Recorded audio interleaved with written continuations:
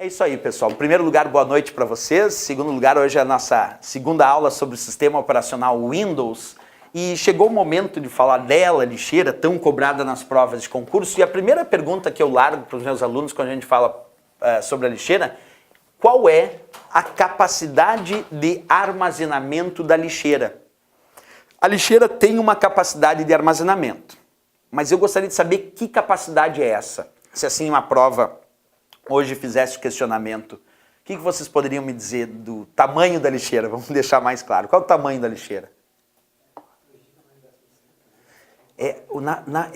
Tem um cálculo a ver com isso, perfeito. Tem a ver com uns 40 GB, tem a ver. É esse cálculo aí mesmo, tá certo? Olha só, a capacidade da lixeira atual do Windows não é a mesma capacidade ou não é o mesmo cálculo que se fazia na época do Windows XP. Só para explicar para vocês, até o Windows XP, a lixeira tinha uma capacidade padrão inicial, quando eu instalava o Windows, de 10% da unidade ou da partição. Significava dizer que lá no Windows XP, quando eu ia verificar o tamanho da lixeira, estava determinado lá nas propriedades 10%. Aí o cara ficava tranquilo, ele tinha lá uma partição de 100 GB, sabia que a sua lixeira tinha capacidade de 10 GB, porque era 10% aplicado sobre o 100 que dava 10 GB para a lixeira. O problema é que no Windows 7, então vale para o Windows 7, o Windows 8, o Windows 10, quer dizer, vale para as versões superiores, esse cálculo mudou. Só que como o cálculo mudou e a maioria não sabia que o cálculo tinha mudado, tem gente ainda respondendo em prova que a capacidade da lixeira é de 10% da unidade. Só que agora depende do tamanho da partição ou da unidade. Vou explicar melhor, vamos fazer aqui um desenho para ficar bem claro isso. Acompanha comigo a regra. Vamos imaginar que aqui nesse computador que eu tenho aqui na sala de aula, eu tenho apenas um disco rígido. E de fato, eu só tenho um disco rígido nesse computador. Mas quando eu instalei o sistema operacional Windows nesse computador, eu resolvi particionar esse disco rígido.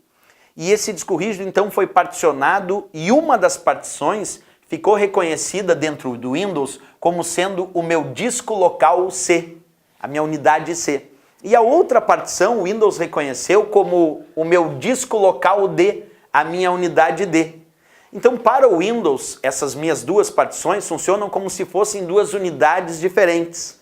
E o que isso tem a ver com a lixeira? Que se agora, de acordo com esse meu desenho, eu perguntar quantas lixeiras eu tenho no meu Windows, o que vocês deveriam responder? 2. Porque para cada unidade de disco rígido e ou partição identificada como unidade, o Windows atribui uma lixeira.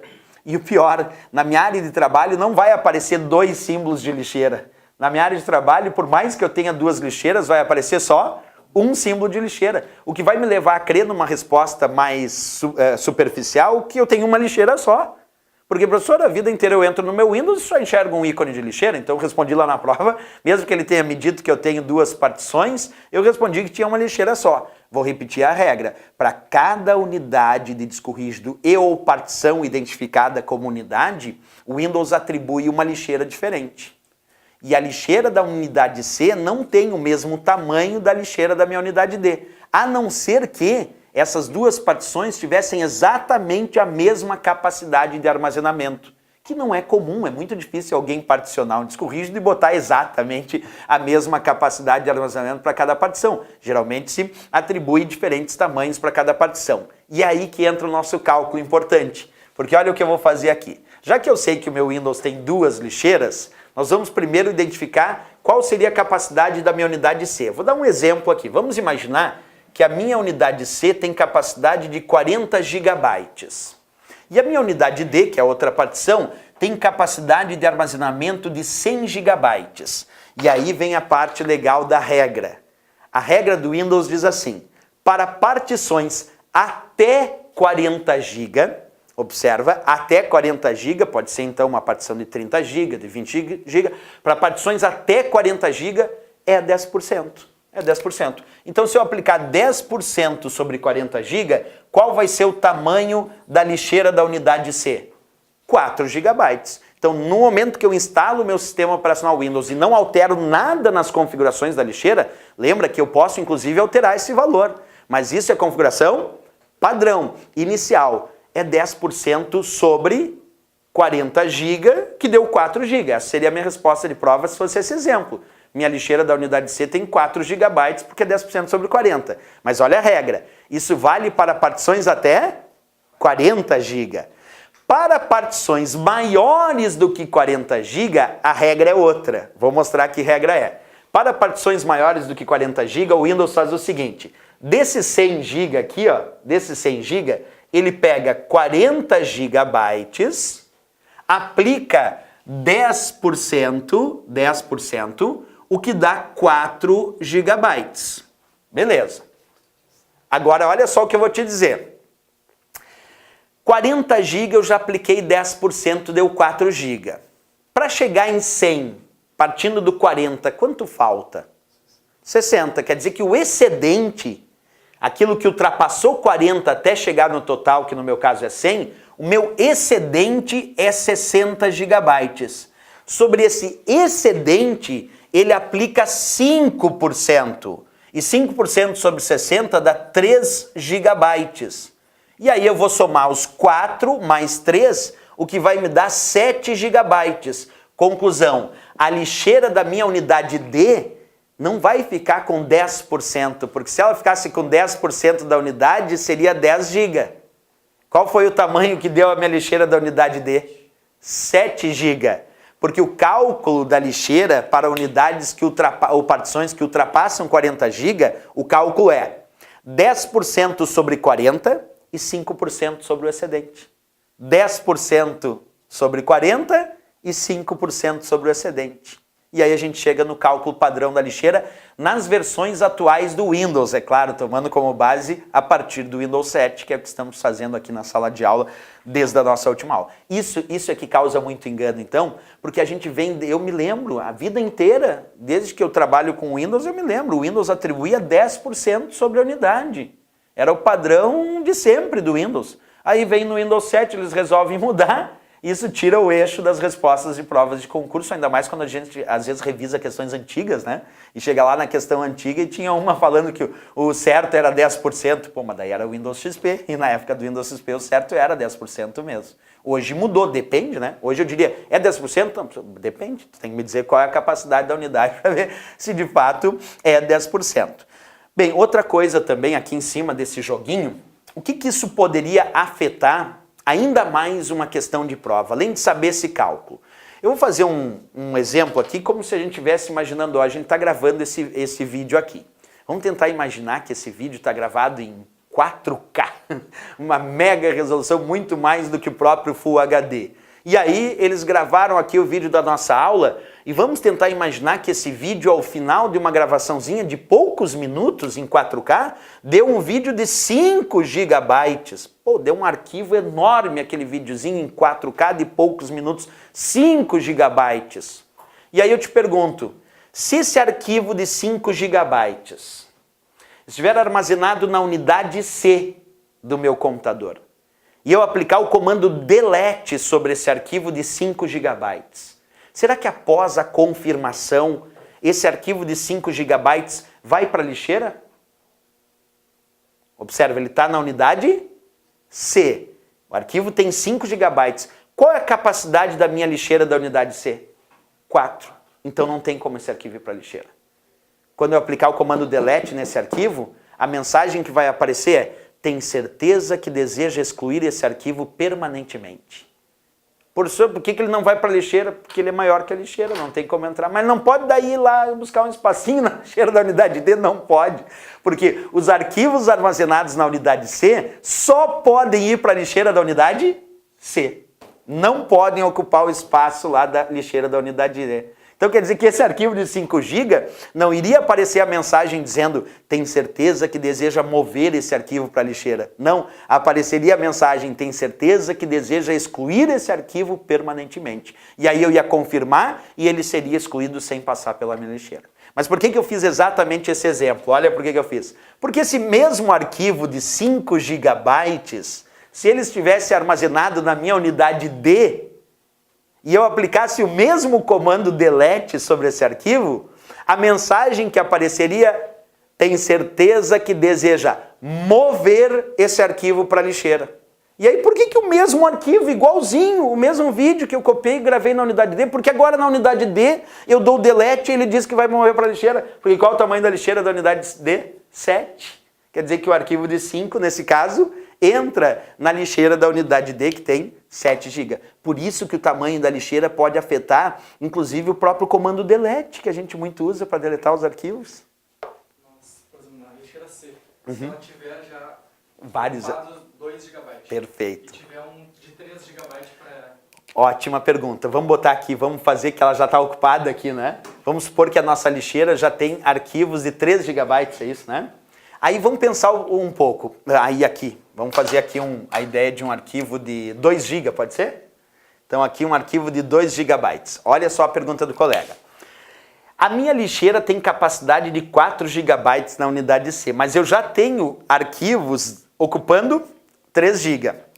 Qual é o espaço disponível para ela até agora? 1 GB, né?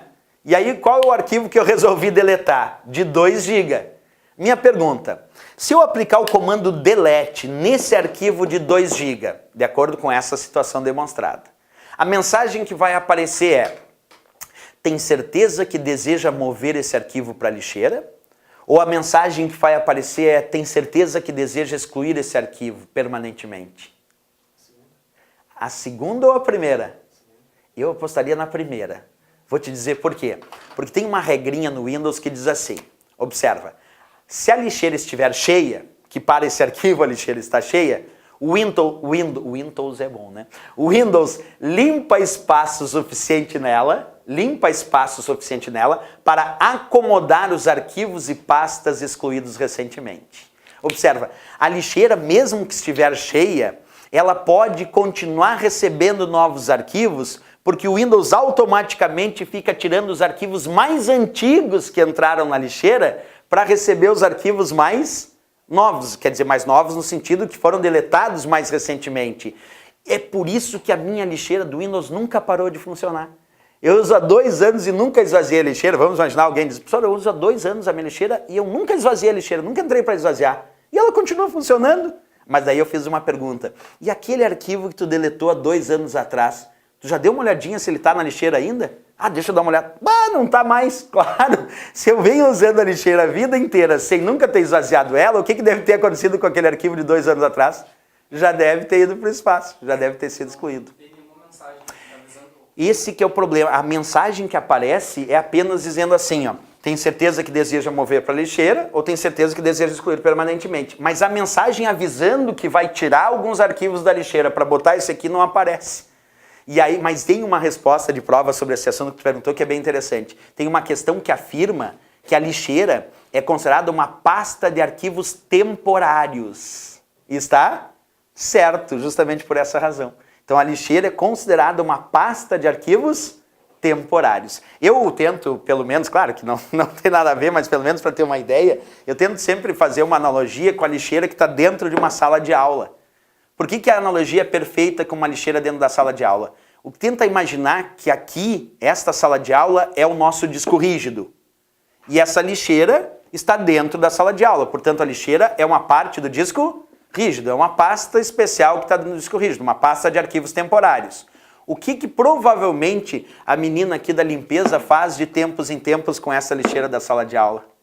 Esvazia ela, tira os arquivos para que os alunos continuem depois na outra aula, continuando a colocar arquivos. Então, eu sei que essa lixeirinha aqui da sala de aula tem arquivos, vamos dizer assim, temporários, porque eles não ficam para sempre, ficam só durante a sala de aula, porque os alunos possam botar aqui. Mas de tempos em tempos o seu conteúdo vai sendo reciclado. É um pouco isso a ideia da lixeira do Windows. O Windows pensa na sua lixeira como uma pasta de arquivos temporários, que os arquivos ficam ali, beleza, mas eu tenho que estar ciente que, de repente, se eu deletei esse arquivo há muito tempo, talvez eu não encontre mais esse arquivo na minha lixeira.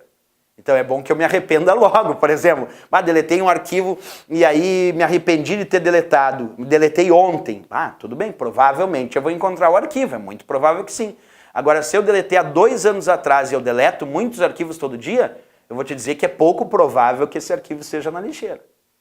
Então, e agora também não tem um período. Alguém me diz, professor, mas é 1 mês, 2 meses? Aí depende do uso de cada um, né?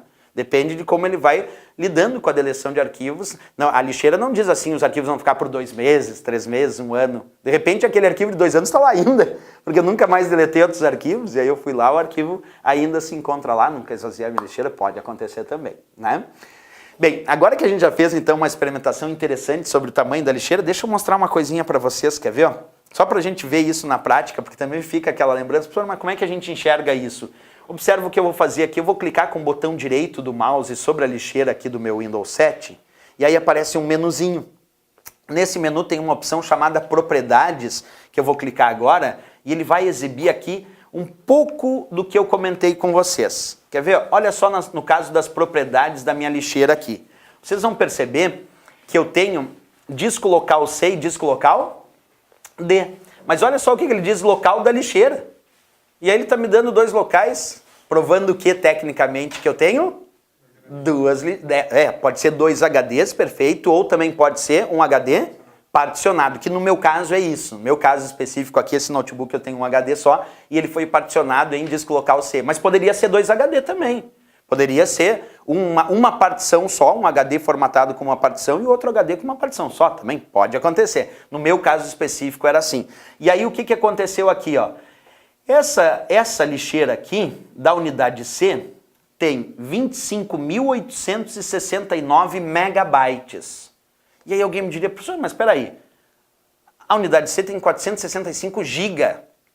Sim, mas 25.869 megabytes é aproximadamente 25 gigabytes. Quer dizer, se a gente converter mega em giga, dá aproximadamente 25 GB. E aí a gente vai ver lá o cálculo. Será que deu 10%? Porque se fosse 10%, a lixeira teria que ter ficado com quanto? Com 46,5 GB, vamos imaginar. E não ficou. Ficou bem aquém disso. Porque ele só aplicou 10% sobre 40 GB. Sobre todo o restante ele aplicou quanto? 5%. Então, ele aplicou aqui, ó, sobre praticamente 425 GB, ele aplicou 5%.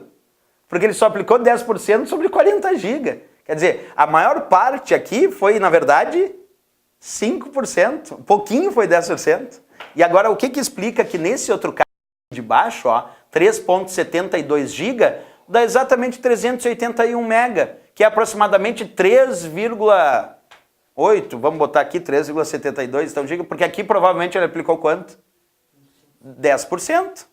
Por que aqui ele aplicou 10%? Porque 381 MB é aproximadamente aqui, ó, 10% sobre isso. Porque dá 0,38 GB, que fazendo o cálculo, dá mais ou menos os 10% que a gente teria ali. Mas claro, porque até 40 GB é 10%, nessa de baixo aqui ele usou os 10%. Na de cima, e por que dá essa pequena diferença ainda, não dá exato? Porque, na verdade, fazendo uma tabelinha aqui, ó, quilo, mega, giga e tera, a tabelinha funciona assim, ó, quer ver? Ó?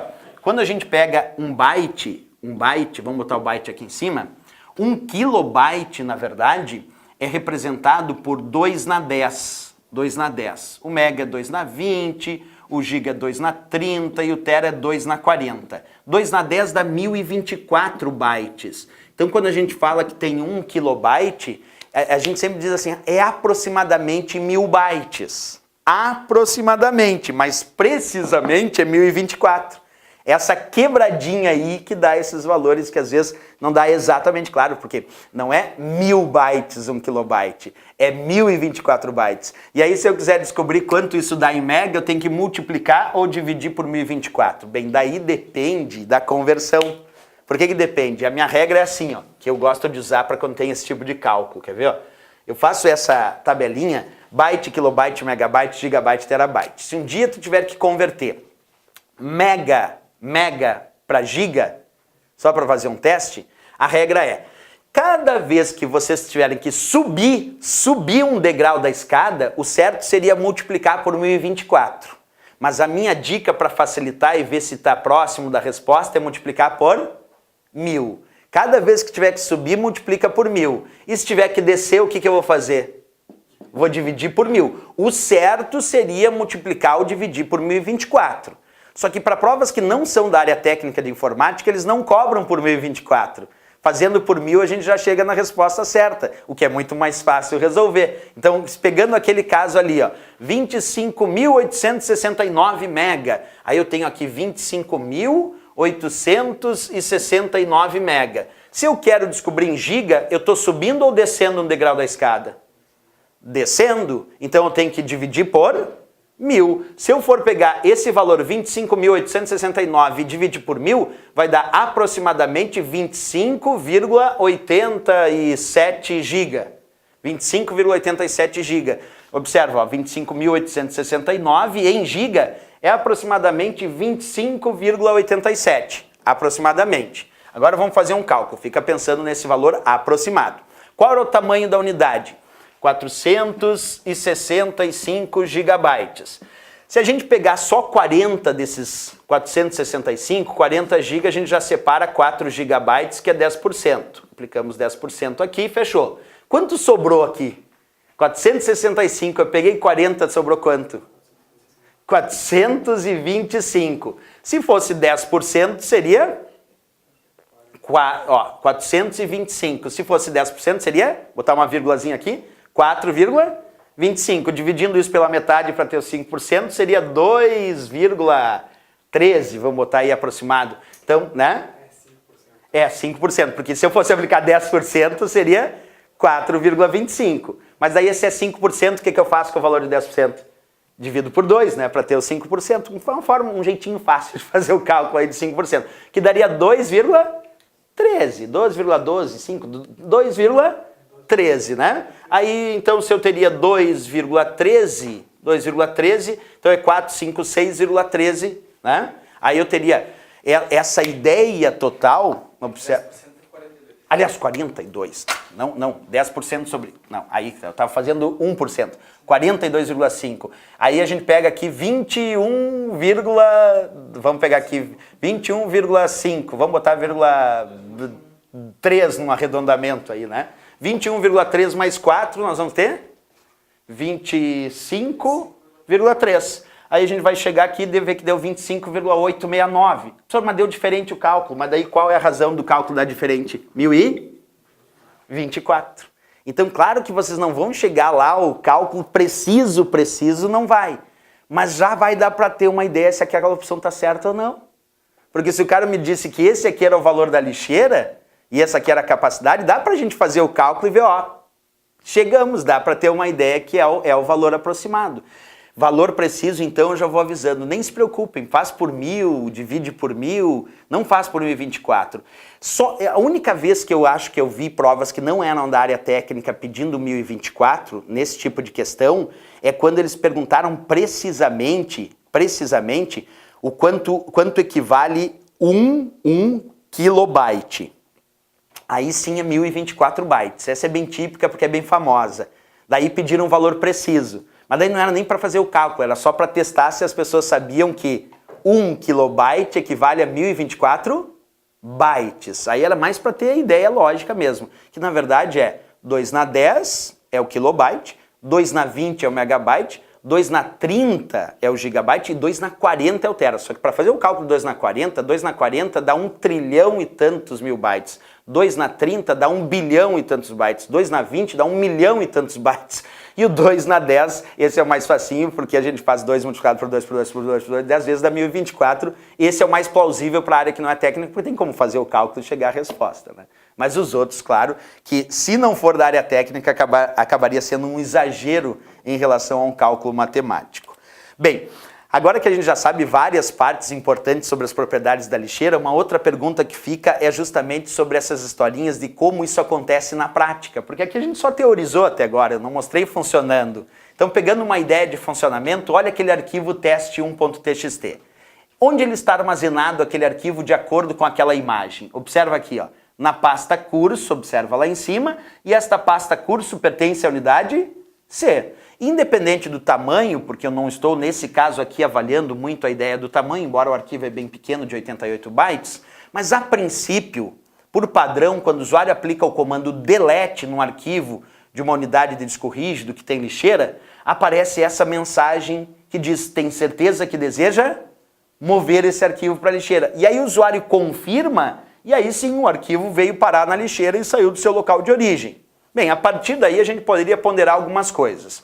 Os arquivos que estão na lixeira, então, podem ser restaurados em seu local original, já que de fato eles não foram excluídos, porque o próprio sistema disse, tem certeza que deseja mover o arquivo para a lixeira. Então o que eu faço agora para recuperar o arquivo? Posso entrar na minha lixeira e posso pedir para restaurar esse arquivo. E por padrão, quando a gente pede para restaurar o arquivo, percebe? O arquivo é restaurado no seu local original. Essa historinha seria a historinha mais simples de uma prova, dizer que o usuário aplicou o comando delete, após a confirmação o arquivo foi movido para a lixeira, então o usuário pode entrar na lixeira e restaurar o arquivo no seu local original.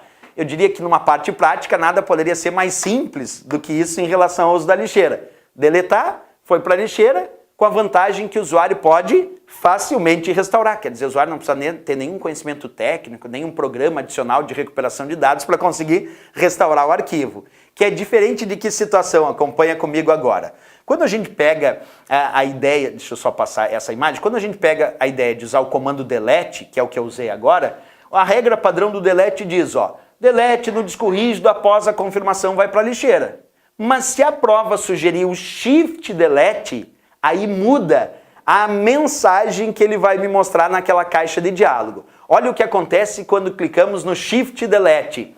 Tem certeza que deseja excluir esse arquivo permanentemente. A palavra até é forte, porque ele diz tem certeza que deseja excluir permanentemente, o que dá uma falsa ideia, porque a gente até comentou antes aqui sobre a questão de recuperação, mas olha o Windows como é taxativo, tem certeza que deseja excluir esse arquivo permanentemente. E aí o usuário confirma e o arquivo é excluído sem passar pela lixeira. E aí vai uma pergunta, se o arquivo foi excluído sem passar pela lixeira, ele pode ser restaurado da lixeira? Da lixeira não tem como. É esse o ponto que eu dizia antes que as provas abordam, porque como a questão no finalzinho pergunta se ele pode então ser restaurado da lixeira, a gente fica na dúvida, não, mas o professor me disse alguma coisa de que mesmo que não vá para a lixeira eu ainda consigo restaurar. Não, mas espera aí, é que a prova diz que ele não pode ser restaurado da lixeira, e de fato da lixeira não tem como, porque ele vai ser excluído sem passar pela lixeira. Agora, com o uso de algum tipo de programa de recuperação de dados ou algum recurso, talvez, e aí não é garantia, é bom que se diga, porque antes eu até comentava, né, professor, mas então qualquer arquivo... Não é a garantia. Se o arquivo for excluído sem passar pela lixeira e eu quiser recuperar esse arquivo, vários fatores podem indicar que talvez sim eu consiga restaurar esse arquivo. Mas também pode acontecer dessas marcas eletromagnéticas já terem sido substituídas por marcas de outros arquivos e aí eu não consegui mais recuperar aquele arquivo. Porque, como eu disse aqui em aula, essas marcas são elementos físicos que estão lá indicando polaridade negativa ou positiva. E essas marcas podem ser substituídas pelo armazenamento de outros arquivos que alteram essas posições de polaridade e aí, mesmo com o programa de recuperação de dados, talvez eu não consiga mais restaurar. Em resumo, a gente diz que se o arquivo está na lixeira, é como o Windows te desse uma garantia, dizendo, ó, se está na lixeira, eu garanto que pode recuperar. Eu estou dando uma garantia. Agora, se tu quiser excluir sem passar pela lixeira, é por tua conta e risco. Tanto é que o Windows coloca o que no final? Que palavrinha ele coloca? Permanentemente, só para assustar o cara. E ele bota aquilo ali para dar um susto. Ele diz, ó, é permanentemente, porque daí é por tua conta e risco. Eu não sei, aí tu se vire, se tu vai conseguir restaurar ou não. Por isso, né, o Windows está se eximindo da garantia que ele te dá de recuperação de arquivo. Porque quando está na lixeira, ele está te dando uma garantia, ó, pode se arrepender aí. Por isso que ele usa aquela palavrinha, porque muita gente discorda daquela palavra, né? Tem certeza que deseja excluir permanentemente? Eu, professor, já consegui restaurar vários arquivos quando eu excluí sem passar pela lixeira? Como é que ele está dizendo que é permanente? É porque é ele se eximindo da responsabilidade de recuperação. Aí já não é mais responsabilidade do Windows essa parte de recuperação. Interessante, né?